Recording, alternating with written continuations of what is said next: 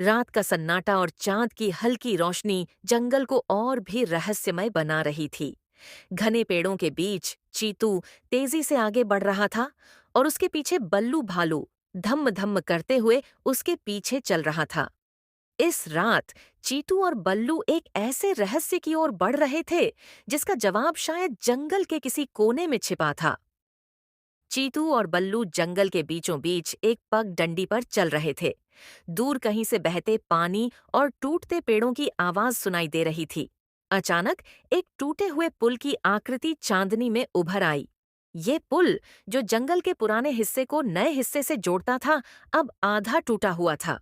लोग कहते थे कि उस पुल पर जाना खतरे से खाली नहीं है। चीतू ने बल्लू की ओर देखा और दोनों पुल के पास गए। लेकिन जैसे ही उन्होंने पहला कदम रखा, लकड़ी की कड़ाही सी आवाज गूंजी। बल्लू का पैर फिसला और वह पीछे हट गया। पुल के नीचे गहरी खाई थी। उसकी गहराई में पानी चमक रहा था और कहीं-कहीं पर कोहरा मंडरा रहा था। तभी दूसरी ओर पुल के पार एक परछाई दिखाई दी। वो कौन था? कोई जानवर या कुछ और? चीतू ने बल्लू को इशारा किया और दोनों पुल पार करने लगे। लकड़ियां चरमराने लगीं और हर कदम के साथ डर बढ़ता जा रहा था। पुल के पार पहुंचते ही जंगल और भी घना और अंधेरा हो गया। यहाँ पेड़ अजीब आकृतियों में मुड़े हुए थे और हवा में एक अजीब सी गंध थी। चीतू ने बल्लू से धीरे से कहा। हालांकि उसकी आवाज सुनाई नहीं दी, क्योंकि यहाँ सन्नाटा इतना गहरा था कि लगता था जंगल उनकी बातें सुन रहा है। तभी एक हल्की सी सरसराहट हुई। बल्लू ने पीछे मुड़कर देखा, लेकिन वहां कुछ नहीं था। जंगल के बीच में एक पुराना पत्थर का फव्वारा था, जिसमें अब पानी नहीं बहता था। फव्वारे के ऊपर अजीब लिपि में कुछ लिखा हुआ था।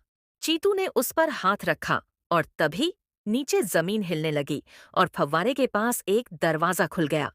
बल्लू ने घबराकर चीतू को देखा। ये दरवाजा जंगल के सबसे गहरे राजों की ओर जा रहा था। दरवाजे के पीछे एक संकरी सुरंग थी। दोनों दोस्त अंदर घुसे। सुरंग में नमी और सड़ी हुई लकड़ियों की गंध थी। टपकते पानी की आवाज हर कोने से गूंज रही थी। अचानक चीतू ने देखा कि सुरंग के अंत में हल्की रोशनी थी। दोनों ने कदम तेज कर दिए। आखिरकार सुरंग का अंत हुआ और वे दोनों एक विशाल गुफा में पहुंच गए।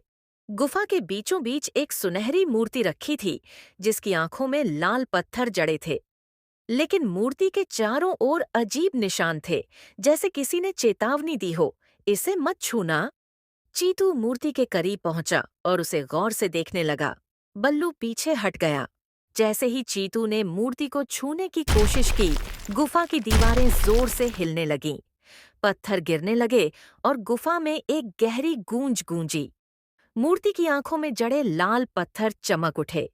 दोनों दोस्तों ने भागना शुरू कर दिया। चीतू और बल्लू सुरंग की ओर भागे। उनके पीछे पत्थर गिर रहे थे और गुफा जैसे उनके ऊपर गिरने वाली थी।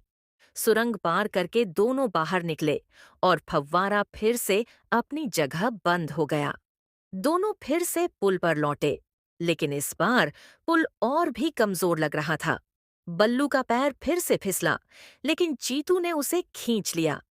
दोनों ने किसी तरह पुल पार किया और सुरक्षित जंगल के उस हिस्से में लौट आए जहां से वे आए थे। चीतू और बल्लू ने मंदिर की ओर पीछे मुड़कर देखा।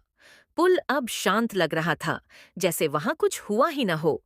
कुछ रहस्य ऐसे होते हैं जो सिर्फ जंगल जानता है, और शायद उन्हें छेड़ना समझदारी नहीं होती।